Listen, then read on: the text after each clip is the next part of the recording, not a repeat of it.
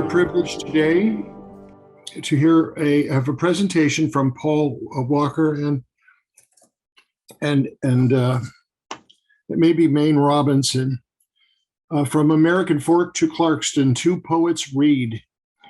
In the introduction, it says these poets have worked in their own direction, their own way.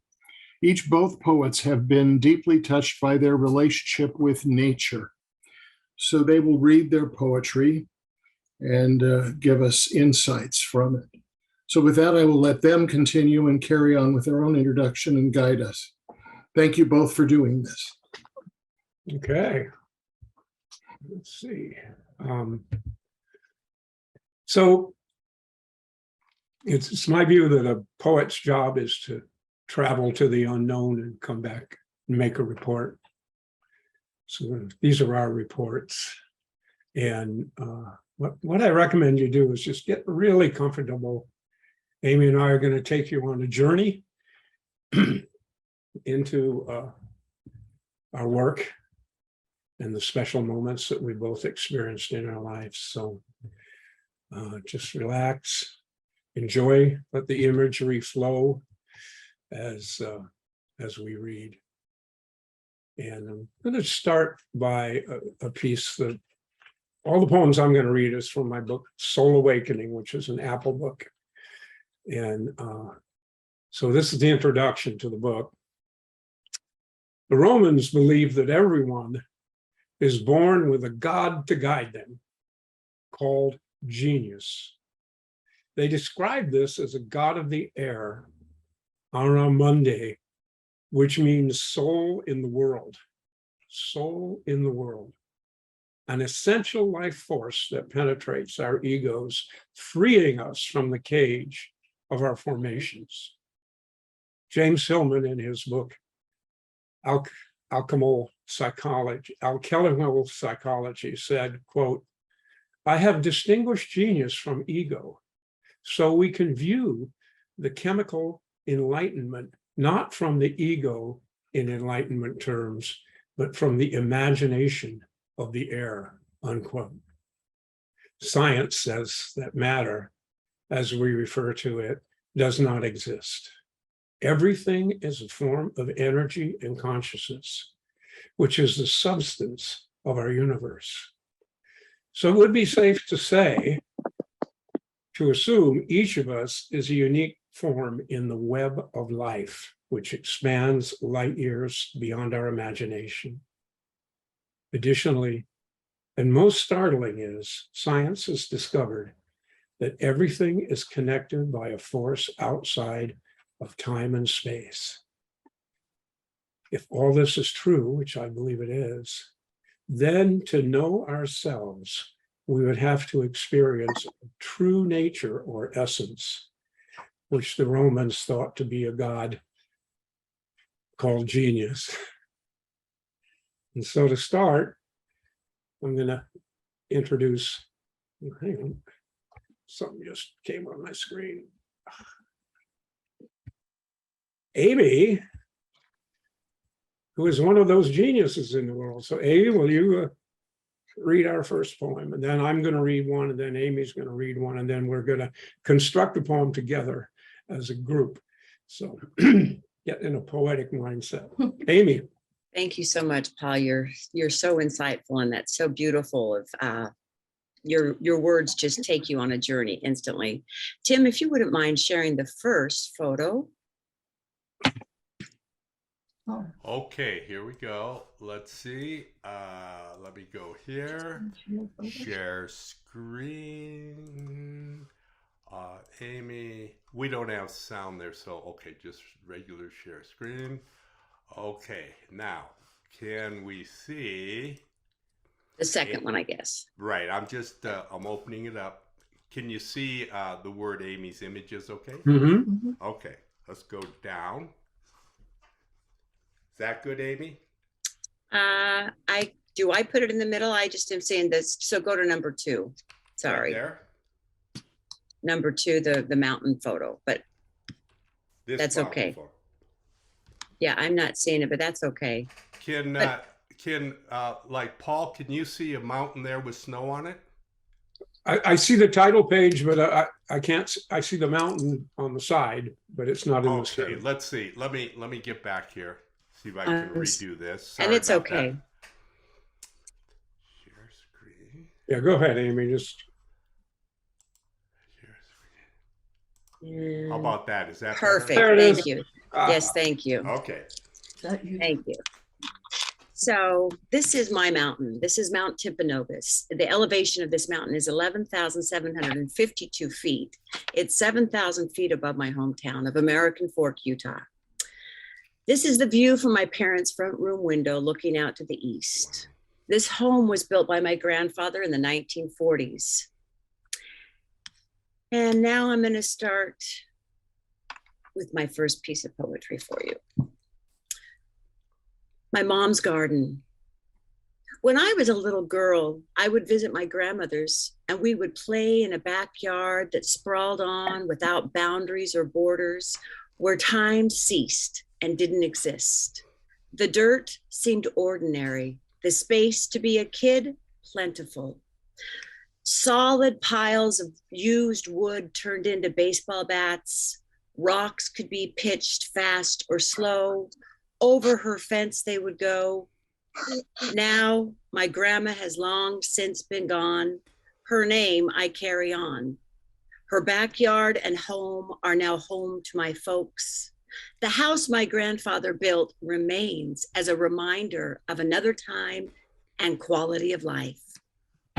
The same sun casts shadows of the past on that backyard that was once just a blank field of possibilities. Now it is caressed with new trees that have grown into their own unique shapes. The ground is filled with hard work, seeds of sweat, and crops of love. The colors are painted from inside out. The paths wind from shadows to light. That ordinary dirt is now black gold, where the most auspicious flowers spring. Water runs from an ancient well into hoses and crunchy carrots. It makes the dahlias dance and the mind wander on a summer's day. The thrill of mud puddles and pies to be baked create hours of entertainment for the next eyes. There are rusted remains of iron equipment placed carefully and artfully amongst the flowers. They may need to be explained to strangers, and they are coveted treasures that anchor my mother and place an invisible arm over her shoulder. They keep her father's story alive and always being told. If you listen, you will hear a history lesson, how the roads are filled with sand and gravel, how bones and determination built this house, along with dreams of paving each roadway and building with his team of sons. Lessons of hard work that went into crushing that mountain into sand. For these tools did their job, and so did he, a monument to his life and a reminder to her to bloom no matter where you are planted. For his life expired before he had the chance to see the future flourish. Hearts that are worn on the sleeve and pushed to the limit have left many a flower waiting to be seen. Now my little girl visits at her grandma's house and plays in a backyard that is filled with grass green, flowers full, and fairies real. Pink and patience gathered all in a field have taught tolerance and patience to hands that never shirk from playing in this dirt. I can hear the echo from another time. The wind sings it to me. The trees bow their branches down, and the leaves hum it to me. It's a child's lullaby that says, it returns to say, Grandma's garden is always calling your name. Won't you come and play and harvest the sensations of this day? The seasons will change, and if you let it, it will change you along the way. If you let it will change you too. Thank you. That was beautiful, Amy. Thank you.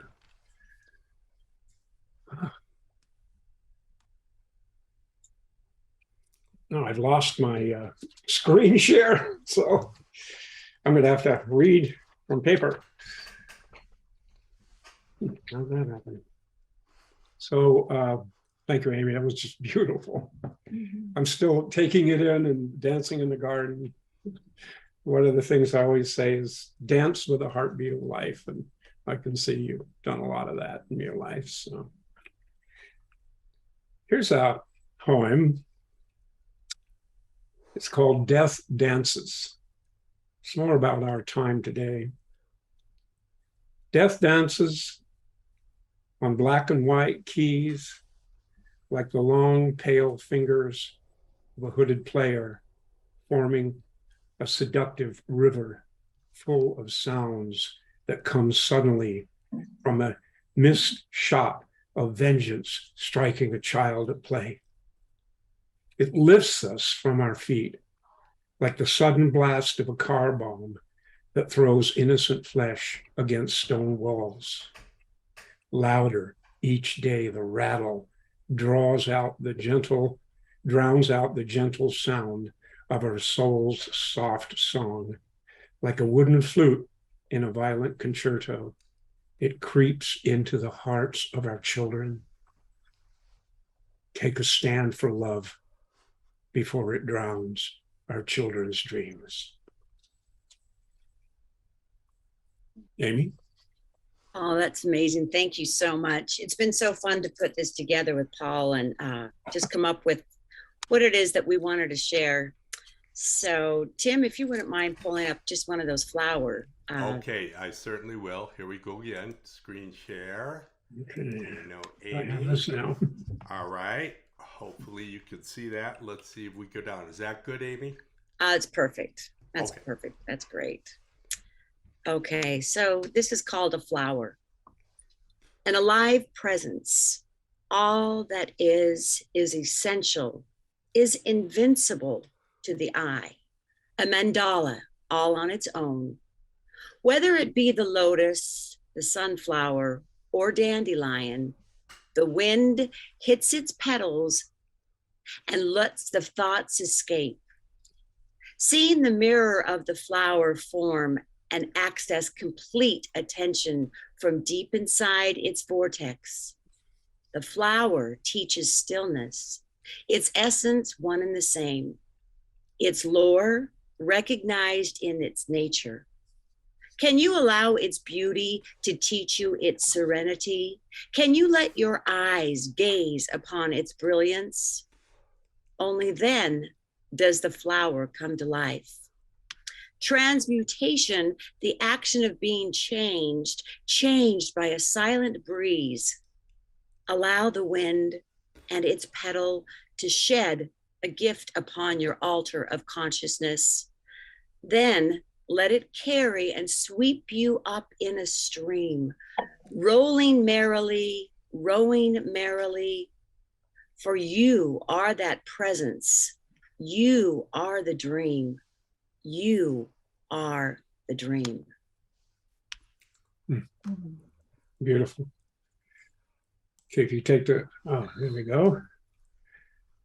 Okay, so speaking about the dream, this next short poem is called Eden Waits.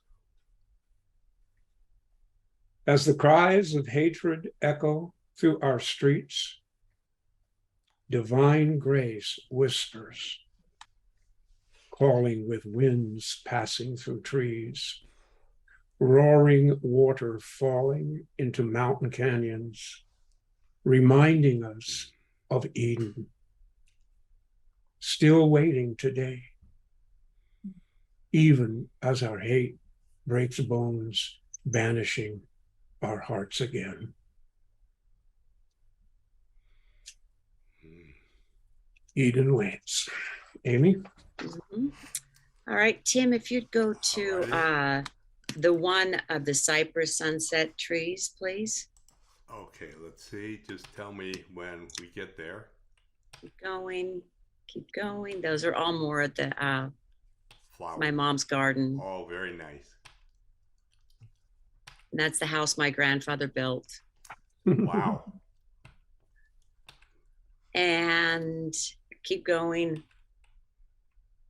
Just keep going.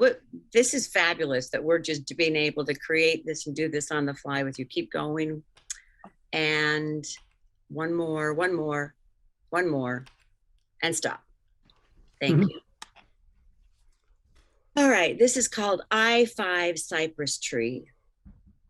Lone cypress tree standing tall, like a steeple ready to greet its visitors, surrounded by a drought-scorched landscape, coated in yellow and tan.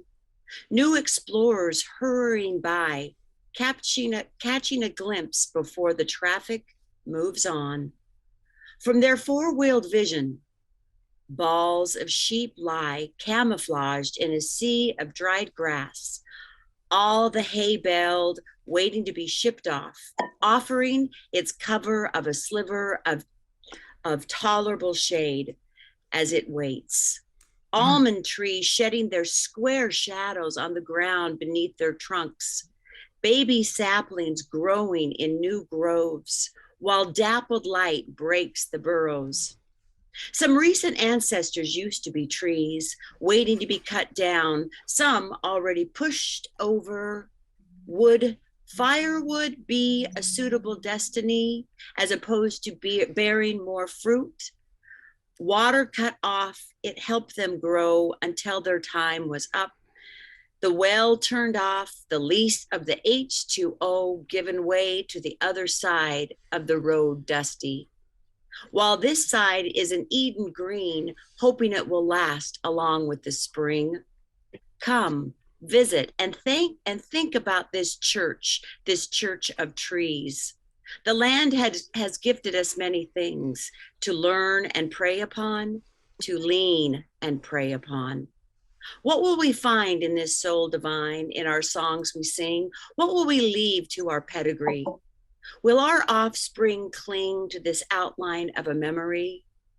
Lone cypress tree standing tall, how long have you been waiting to be seen? All right, thank you. Beautiful. Thanks. Okay, so we'll stop share. All right.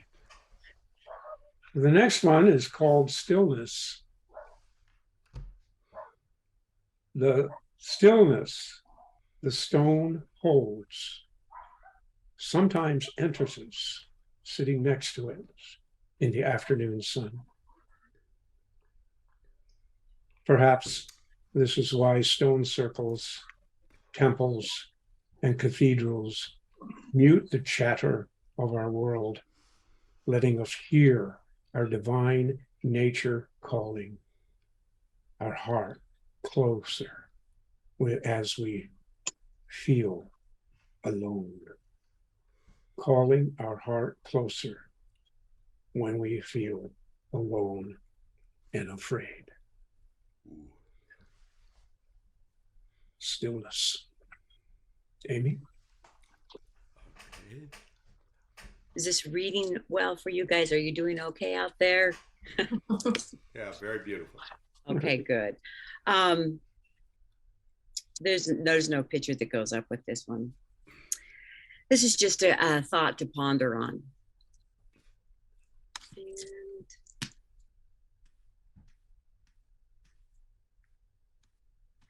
And I wonder if you asked, how are you doing? Would you wait to ride the answer out? If you asked what's going on in your life, would your clock be set and ready to lean into the answer? Did it cross your mind, but time got swept up and before you had the chance?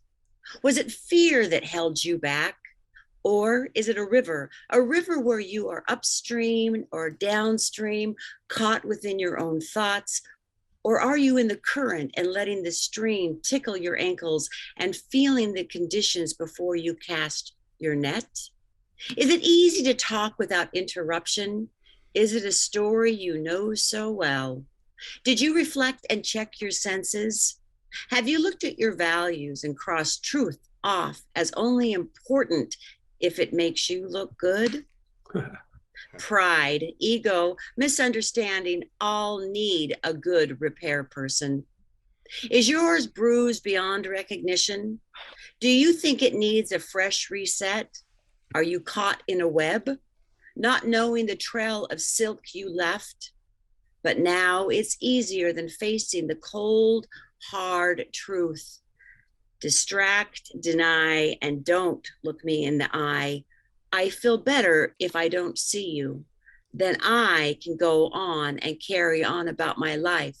I've pushed you out of sight, nothing to look or talk about any strife. I'm grieving and grueling over the things I should have set loose but didn't, because I know how to walk a mountain in your shoes. Pushed out of a circle, pushed out of a club. What values do you hold true? If truth is really sky is blue and 2 + 2 is 4, then you can smile and wave and say, I'm free. No need to shut the door. So silent, so still. I can hear my frog in my throat and the ache in my heart. 'Tis ancient and passed down. Pushed out of the truth, pushed out of the web. Do you know the values you have?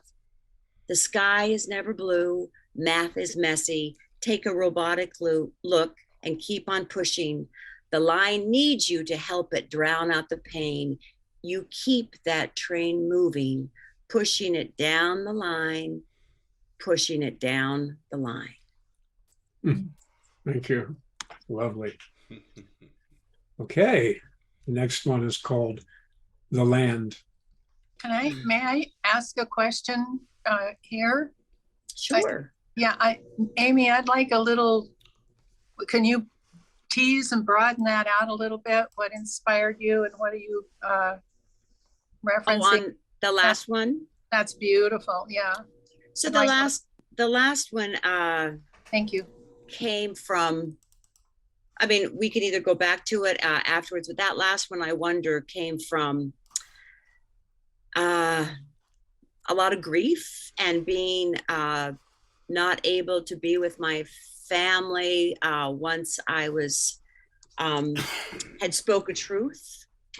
And I just know how it feels to stand up for your values when not everybody around you is in sync with those values. And it's really just our own values and where we fit into a tribe. So that's where that came from. Okay, thank you. Okay, the land.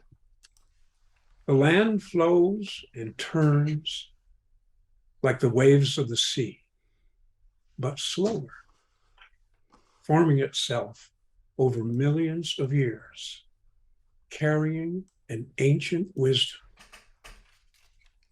a powerful, solid beauty we can walk over, pass through in a valley, or lay on the afternoon sun, letting it resonate with our hearts calling.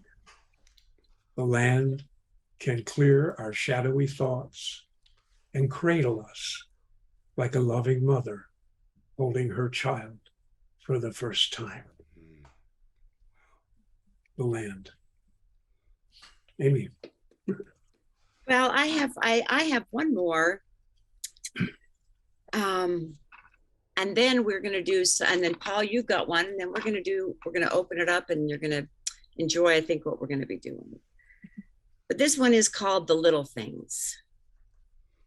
So I think I'll go to my screen share. I'll just kind of go away from you guys. This is a whole new thing. The little things. Enjoy the little things. A saying on a blanket arrived, this written note on the inside, telling me to enjoy the little things. I thought I was until now. The little things are all I get. The little calls, the little inclusions, the little texts. I used to enjoy the largest of things, the way over the top kind of things that could caterpillar the ground under your feet kind of things and make you feel like you were part of everything. As I shower, I think the little things. The little things were everything. But now I mustn't dream for more. I must settle into the place I'm supposed to be. I must be okay with small talk, no talk. I'll not think of you, will not answer you. Life is busy. It was busy before. I could be included in all the medium-sized things. Now I must know my place and settle for the little things. The breaths that were held, the hands gone cold. I had to run. I had to run. I had to run. There wasn't a person left on my side.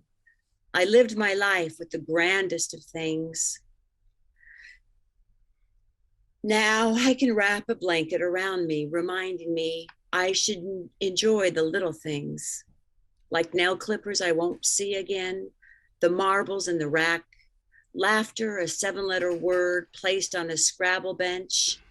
But you see, yes, I will hold on to the big things and add them into a pile. For each moment I spent, I'll allow the little things to be all of everything. Thank you. Lovely. Next one is calling out, calling out. The conductor signals.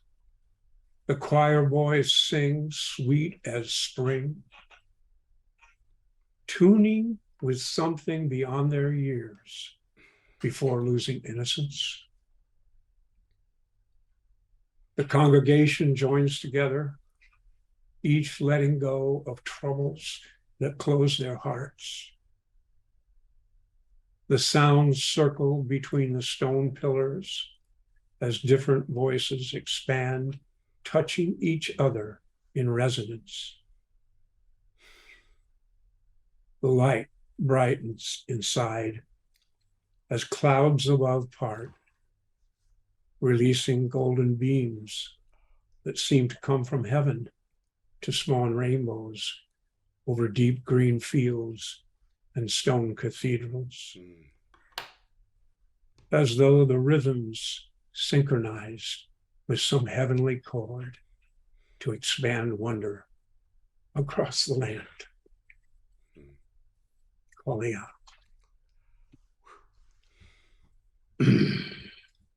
I have a couple more, Amy, so I'll just carry on then.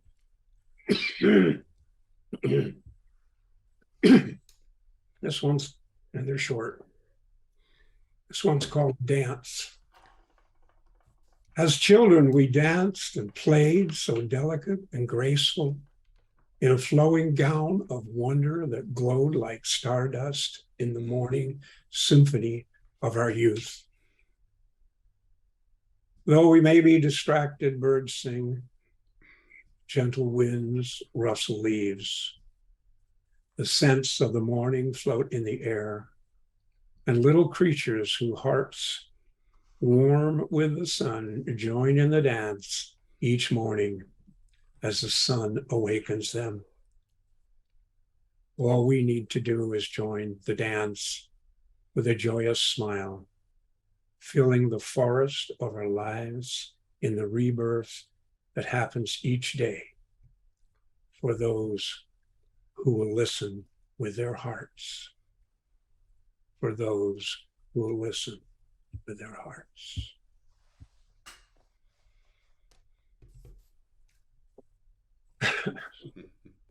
Our gates, our garden gate waits, teeming with beauty behind the gates we have created to protect ourselves. It is a magical place full of growing things that radiate a peace beyond understanding, which we can enter if we find the courage to knock. Once opened, step across the threshold into our inner garden that we have closed for fear of falling, that extends to heaven and beyond. That extends to heaven and beyond. Now, just to wrap this up, we have Again, these even the prose is an excerpt from my iBook, Soul Awakening, which you can find on Apple Books. What we're talking about here is eternal presence. And a poet, you know, Amy's so beautiful in describing these moments in life. Each experience in our life with reflection can lead to expansion of our perceptions, a deep drink of the flow of heaven, and a feeling of joy that is unimaginable. Sydney Banks, and quote, enlightened being, unquote, whose presence itself was beyond anything I imagined, once said to me, Paul, I experience more of these understandings every day. I want you to know there is no limit to what you can experience. No limit. The eternal presence is infinite and beyond our imaginations. We can only feel the edge of it, Sydney said. There is no limit, he repeated. Each moment of life calls to us. As we cherish our life and the lives of those we meet, the world brightens. As we see the inner beauty in each person, human consciousness expands. Gradually, awareness of this presence will travel along the invisible channels that connect us. Science and all great teachers throughout time have said that everything is connected by a force that is outside of time and space. As we each connect to the eternal, this awareness will expand throughout human consciousness, which is the only thing that will change our world. The most important thing each of us can do is allow this presence to fill us and confront our ego's finite view. Unfortunately, our twisted fears also travel along the channels that connect us. There is no divine filter. So please light the light inside of you. Amy. Well, I think we'll now bring up, we came up with something that we'd like to have you co-op with us. It's kind of like poetry improv. So we're going to start with a line, and then each person that would like to join in will do the next line just impromptu off the top of their head. So who would like to join us? We need like 5 people. Okay, we have Carolyn, we have Dr. Jenny. Mm-hmm. Okay, Lovita, was that you? Okay, and Thomas is shaking his Thomas. And Bill. No, all right. And Bill. So And 1, 2, 3, 4, 5. Let's start there and see how we do. And just jump in as you're inspired, so we don't have to go in the order that we recognize. yeah, exactly. So if it keeps going, let it keep going and fill. These are the first 5, and then just unmute and add to this. This has never been done before. We might be creating the first improv poetry in the world. How exciting is that? And you know, Paul, I thought we'd start with one of the lines that I loved that you just said. And I'm going to start with, the thought is, the feeling of joy is unbelievable, and there is no limit to what can be said. To you, Don't Paul. look back. Oh, don't look back. Okay. The lightning flashes, and soon thunder will roll through the valleys. And after the lightning and the thunder and the Sturm und the Drang comes again the joy. The joy so infinite and deep, it'll just fill your heart with love. The joy so infinite and deep, it gets all the way down to your fantastic feet. And you can wiggle and you can squirm and you can dance as you learn. And dig into the wet earth and feel Earth Mother watering you. Whatever. And with little attention, you find yourself dancing to the heartbeat of life. For life is all we have in this breath of now. So take the bow and fill your cup. I am not alone in experiencing the effects of my thoughts. I am not alone in experiencing feelings of aloneness, because God is the light within, and God is the mind with what I think. Thank you. And when my mind is aligned, the source of all, I am the light of joy.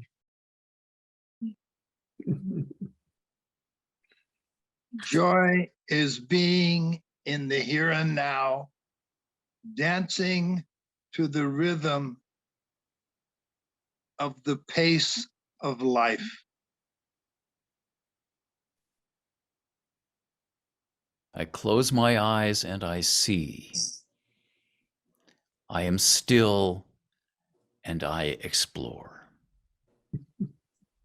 There is nothing to fear. The voice of God speaks.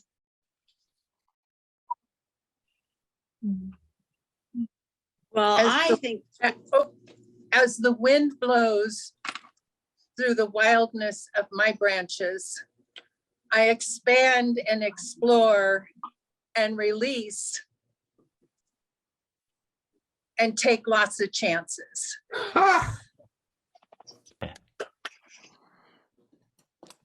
well, that was just beautiful. And that's recorded, so we'll be able to get that put into word form somehow, some way. But if there's any comments, or we could open the floor up if you'd like, Paul. Sure, please. What are your thoughts? What are your experiences? Someone, if you have any questions for us too.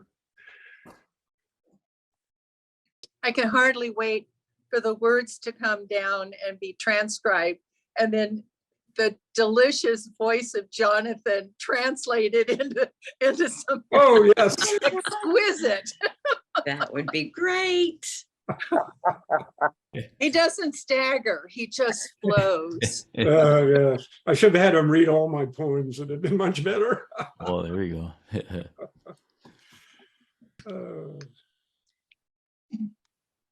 So, Michael, unmute.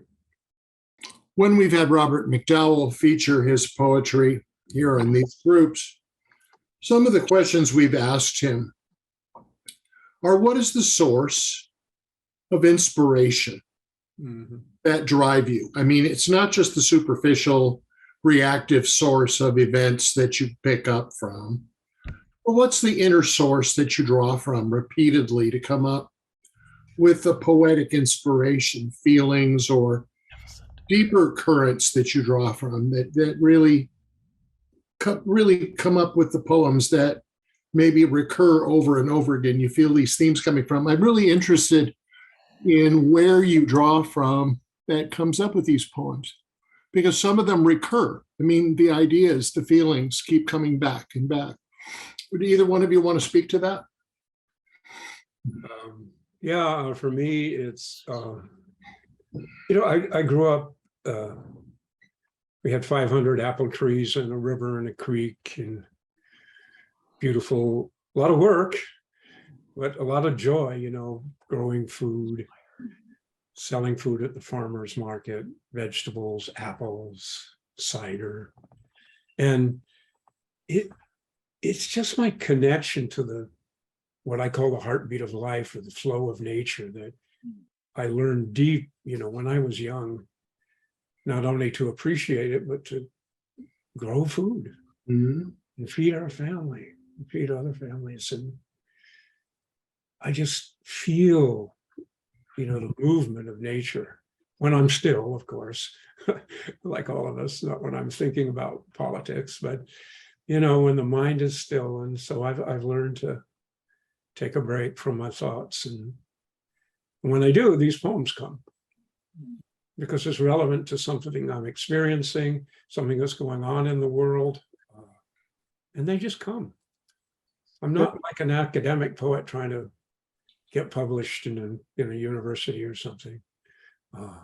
It just comes from somewhere. I don't know where. That's good. That's good. Thank you. Thank you. Amy? I think mine just, I don't think I was seen a lot as a child. I was very invisible, and I had a great big definition on me.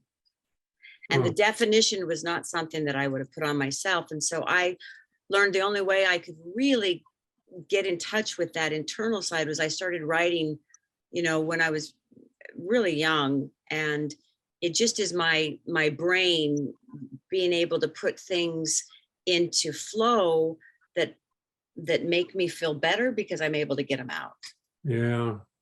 Yeah, I had the same experience. I feel much better after I've expressed some feeling or thought, so it's not rattling around in my head anymore. It's a therapy in a sense. So That's good. thank you for that so much question, for Michael. having us. It was really great. Yeah, Thank good you. question. Yeah. Still thinking about it. Yeah. Well, I mean, I just, every writer has a source of something when you get down to it. And it's always good to know what it is. Other questions, people? Any other questions for Paul and Amy? I'd like to respond to what Mike just asked, actually. Okay.